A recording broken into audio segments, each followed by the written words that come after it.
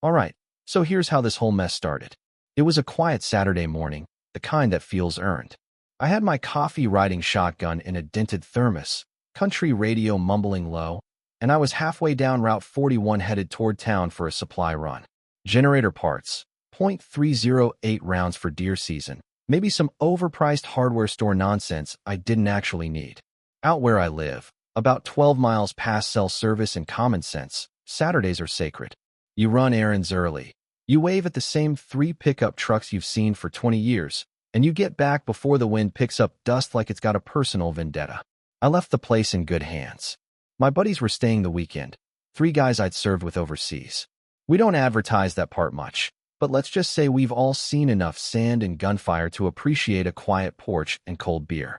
Cole was upstairs with a GoPro. Mason was cleaning his rifle at the kitchen table like it was a meditation ritual, and Ray was the calm one, sipping coffee like nothing in the world could surprise him anymore. Then my phone buzzed. Not a text, not a missed call, a perimeter alert. Front gate breach.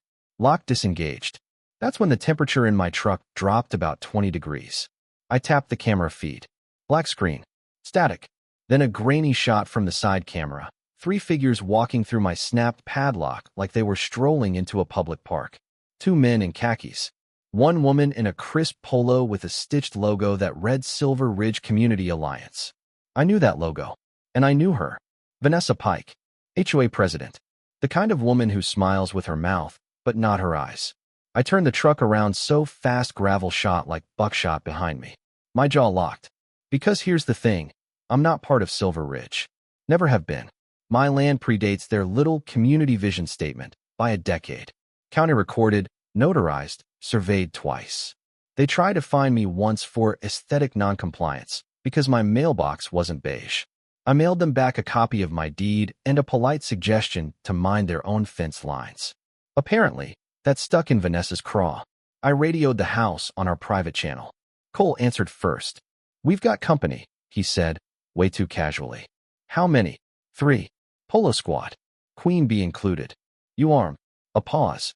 Then Mason's voice in the background. "Always. I told them not to engage unless those idiots crossed the threshold. Call the sheriff. Keep cameras rolling." By the time I got within a mile of my driveway, things had escalated. Vanessa had walked right up to the porch, tablet in hand, and announced loud enough for the cameras to catch every syllable. "We are conducting an emergency compliance inspection under Section 8.3 of the Silver Ridge Charter." Emergency. On property she had 0 jurisdiction over. Cole locked the front door. Mason positioned near the back. Ray just stood there sipping coffee like he was watching a reality show unravel. Vanessa didn't knock. She pushed. The back door handle rattled. Harder. Then Mason cracked it open an inch. Just enough. She froze when she saw him. He's 6'4", built like a barn, holding a rifle low and relaxed. Not pointed, not threatening, just present. "Ma'am," he said evenly, "this is private property. You cut a lock to get here. Step back." One of her sidekicks, red-faced, veins popping, barked, "You can't threaten us with a weapon. That's assault." From upstairs, Cole called out, "Sheriff's already on the way." Guess what I told him? Trespass. Forced entry.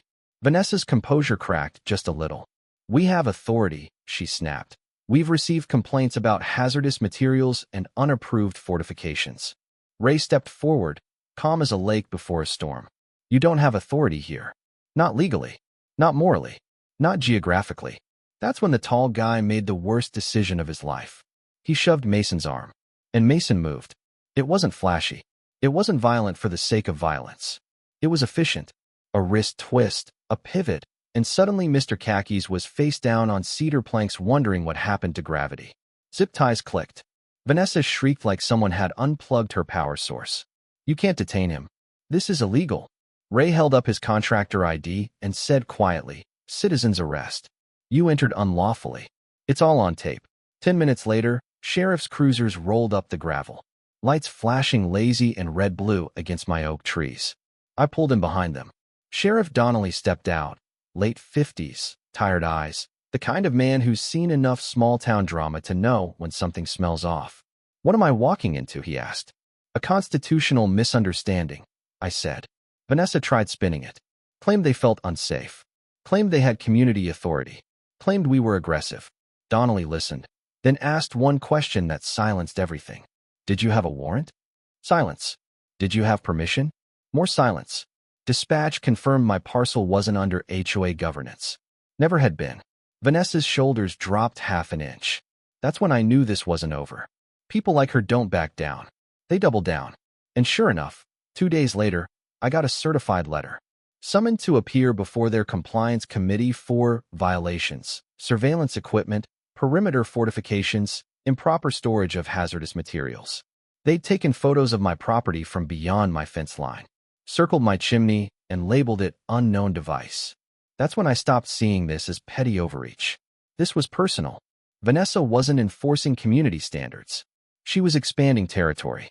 She'd convinced herself my land should belong under her authority, and she was willing to manufacture pressure until I caved. And I don't cave. So instead of arguing, I called my attorney. Then I called the county recorder. Then I started digging. Because if she thought cutting my lock was bold, she hadn't seen bold yet. Part 2, the analysis break. All right, let's pause the movie for a second, because this is where most people get it twisted. According to standard procedure, an HOA's authority begins and ends with its governing documents, the covenants, conditions, and restrictions, what they call the CC and AMP, RS. If your deed doesn't reference those documents, if your parcel isn't legally annexed into that association, then their rules are basically decorative suggestions. They don't get police powers. They don't get to conduct inspections. And they sure as hell don't get to cut locks and stroll onto your land like they're federal marshals. From a legal perspective, what Vanessa did wasn't enthusiastic enforcement. It was trespass. The moment that padlock snapped, she stepped out of civil code territory and into criminal exposure. There's a huge difference between sending a warning letter and physically breaching someone's secured gate. One is paperwork. The other is a prosecutable act. But here's the part that matters even more, the psychology. This is a psychological trap a lot of HOA boards fall into. They start with small wins. Someone pays a fine. Someone repaints a fence. Authority feels validated. Then they push further. If nobody pushes back, they interpret silence as consent. Over time, they stop distinguishing between actual jurisdiction and perceived control. It becomes less about community standards and more about dominance. Vanessa wasn't enforcing aesthetics. She was expanding influence. And once someone ties their identity to power like that, losing it feels like death. And that's when people make reckless decisions. So once I realized this wasn't about a mailbox or a generator or whatever fantasy violation Vanessa had circled in red, I stopped reacting emotionally and started building a case. Because if there's one thing I learned years ago, it's this: you don't win by yelling louder. You win by documenting better. First thing Monday morning, I filed a formal complaint with the County Land Records Office. Certified copies of my deed, zoning confirmation, HOA exclusion affidavit, survey maps with GPS coordinates. I wanted a paper trail, so clean it squeaked. Then I submitted a request for investigation into unlawful entry and potential harassment. But something kept bothering me. Vanessa hadn't acted impulsively. She came prepared. Tablet ready. Talking points rehearsed. Photos printed in advance. That compliance packet they mailed me, that wasn't thrown together in a panic. It had timestamps weeks old, which meant I wasn't the first target. I started making calls. An older guy up the ridge, we'll call him Walter, told me he'd gotten similar letters last year. Threats of liens. Claims his shed violated aesthetic harmony. He ignored them. Then someone nailed a citation notice to a tree on his property. No signature. No contact info. Just a fine amount and a deadline. Another homeowner, Claire, said Vanessa showed up at her house with 2 board members and implied that refusing to join the HOA would complicate future infrastructure access. That's code for intimidation. And then came the bombshell. One of the complaints filed against me, cited as justification for the emergency inspection, was supposedly written by a neighbor who had died nearly 3 years ago. I confirmed it with her niece. Funeral records. Obituary. Everything. That's when I took the gloves off. I compiled everything: witness statements, certified death documentation, copies of the fake complaint, screenshots of their boundary map with suspiciously redrawn expansion lines, and delivered the whole package to the district attorney's office. 2 days later, I got a call from an investigator named Marissa Calder. No nonsense. No small talk. Mr. Carter, she said, if what you've submitted checks out, this goes beyond HOA overreach. This could be criminal fraud and conspiracy. It checks out, I said. And I've got video. Now here's where things got cinematic. There was a zoning review hearing scheduled the following week. Vanessa showed up in a white blazer like she was running for office, flanked by two attorneys who looked allergic to sunlight. She avoided eye contact with me. Didn't matter. When I took the stand, I kept it simple. Timeline. Evidence. No theatrics. I played the audio clip of her instructing her team to document everything inside. I submitted the footage of the lock being cut. Then I presented the forged complaint from a woman who was deceased at the time it was allegedly written. The room shifted. You could feel it. Her attorney objected. Hearsay, misinterpretation, clerical error, standard deflection. Then something unexpected happened. A former HOA board member, we'll call him Daniel, stood up, said he couldn't stay quiet anymore. Claimed Vanessa had been pushing for aggressive annexation pressure strategies. Emails were presented. Voice memos. One recording where she literally said, if we apply enough compliance heat, they'll sign the membership forms just to make it stop. You could have heard a pin drop. That phrase, compliance heat, ended up in every news headline the next week. The county opened a joint investigation that afternoon. Fraud, forgery, misuse of association funds, harassment, and then they tried to shred it all. I got a tip that a mobile shredding truck had been hired to clean up archives. No resident notice. No transparency. Just boxes of documents disappearing. I called investigator Calder. She didn't hesitate. Within 20 minutes, county vehicles rolled into the HOA maintenance lot. Deputies seized the shred truck mid-cycle. Boxes half-fed into the blades. Financial ledgers visible. Payment records linking HOA funds to a private consulting firm that, surprise, surprise, was registered under Vanessa's brother-in-law's name. That's when it stopped being neighborhood drama and started looking like organized fraud. Search warrants followed. They raided what Vanessa called the administrative office, which turned out to be a converted pool house on her property. Inside, server racks, surveillance archives, spreadsheets labeled non-compliant parcels, notes like resists authority and apply pressure Q3. She'd built a shadow enforcement machine. 3 mornings later, I got a text from Daniel. 3 words. They got her. Vanessa Pike was arrested on charges including criminal trespass, conspiracy to commit fraud, forgery of documents, and obstruction of justice. 2 other board members were taken in within 48 hours. Others lawyered up fast. The arraignment was surreal. Vanessa didn't speak. No fiery defense. No moral high ground. Just handcuffs and a blank stare. The DA announced a civil action seeking restitution for affected property owners. My civil suit moved forward simultaneously: malicious trespass, property damage, civil rights violations. Insurance carriers declined coverage for the board members due to willful misconduct. That meant personal liability. The HOA's accounts were frozen. The association effectively collapsed overnight. Without centralized authority, members began fighting internally over dues and contracts. The illusion of power dissolved once the curtain was pulled back. Months later, verdicts came down. Vanessa received a multi-year sentence. Others took plea deals.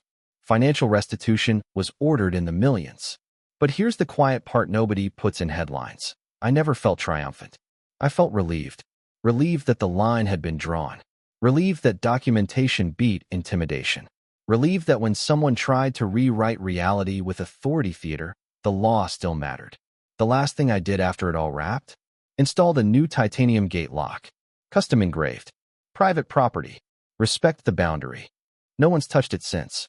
So what's the point of all this?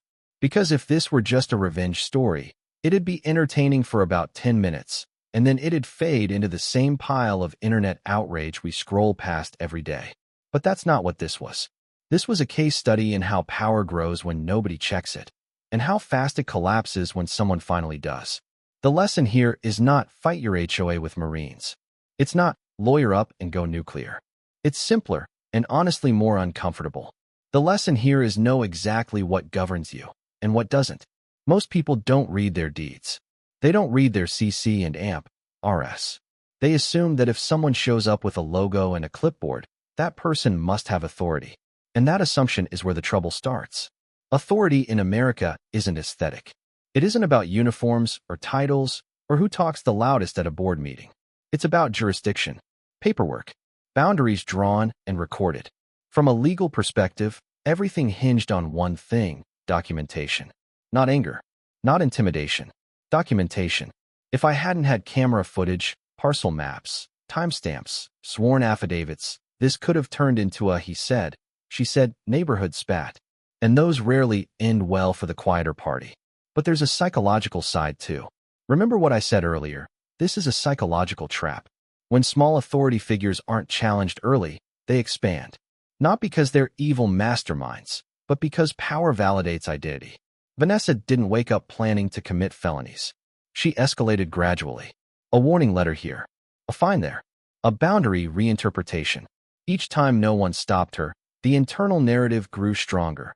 I am protecting this community. I am necessary. I am right. And once someone fuses their ego to that narrative, dissent feels like rebellion. Neutrality feels like disrespect. That's when compliance becomes coercion. Now here's the uncomfortable part. HOAs aren't inherently bad. A lot of them function just fine.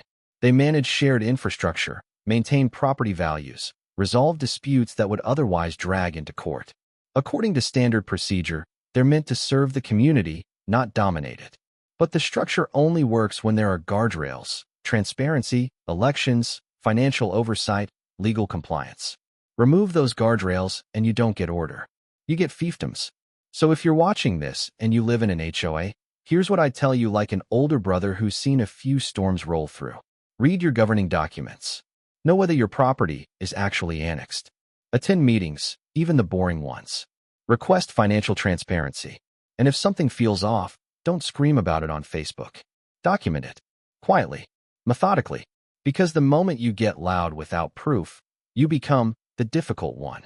But when you show up with facts, the conversation changes. And if you don't live in an HOA, don't get smug. Boundary disputes, zoning misunderstandings, neighbor conflicts, they all follow the same pattern. Confusion breeds assumption. Assumption breeds escalation. What saved me wasn't force. It wasn't bravado. It was clarity. Clarity about where my land began and ended. Clarity about what authority looked like and what it didn't. Clarity that the Constitution doesn't evaporate because someone printed a logo on a polo shirt. The irony is, I never wanted a fight. I like quiet. I like my generator humming and my porch light on and my friends arguing about barbecue sauce recipes. But when someone crosses a boundary, literal or legal, you don't have to rage. You just have to stand. And that's what I hope people take from this. Stand, but stand smart. So now I'll throw it to you. Have you ever dealt with HOA overreach? Did you push back?